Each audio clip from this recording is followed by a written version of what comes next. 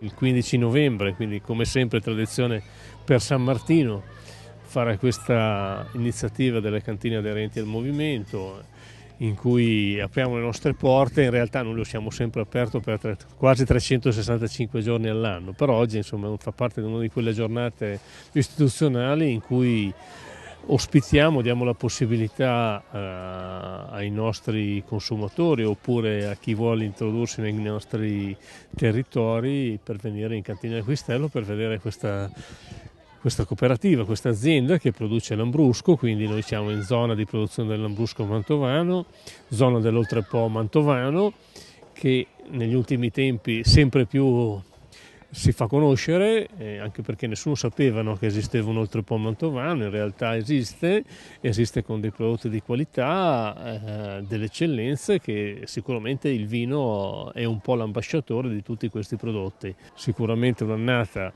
come sempre difficile, perché negli ultimi anni sono sempre state sotto l'aspetto produttivo annate difficili, ma che però insomma ci hanno portato e ci stanno portando ad avere comunque delle soddisfazioni con dei prodotti che sono e saranno sicuramente eccellenti, perché le condizioni climatiche sono state abbastanza favorevoli. Anche per il 2016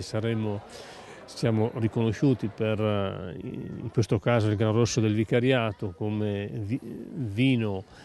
che ha il miglior rapporto qualità-prezzo, quindi è quello che noi sempre stiamo inseguendo, al di là, no, di avere altre menzioni, ma questo è sicuramente una menzione molto importante che questa cantina e questa cooperativa ha, senza dimenticarci il premio Qualità Italia, che quest'anno è andato a due vini, e uno l'80 Vendemmie e l'altro il Rossissimo, celebrato a Città di Castello in quel di Pescara, e non da ultimo il premio Italia del Padiglione Italia, in cui noi siamo entrati nei 10 finalisti, che lì non è che si premiasse il vino, ma si premiava la capacità che ha un'azienda di proporre il proprio prodotto. Dai Ale!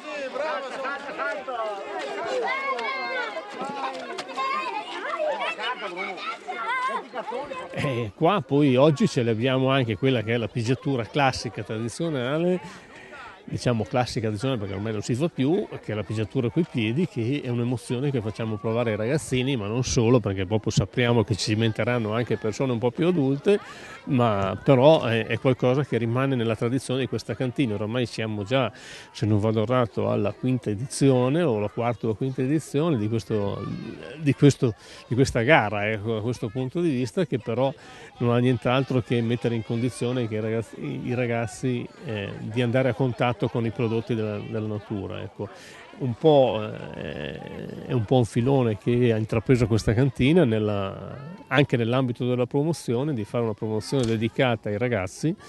perché saranno i futuri consumatori, ma soprattutto al di là di quello, ma soprattutto per istruirli, per capire quello che c'è dietro a una bottiglia di vino, che non è solo, no, un packaging o una bellissima bottiglia da vedere, ma tutto un lavoro che ci sta nella produzione di questo prodotto.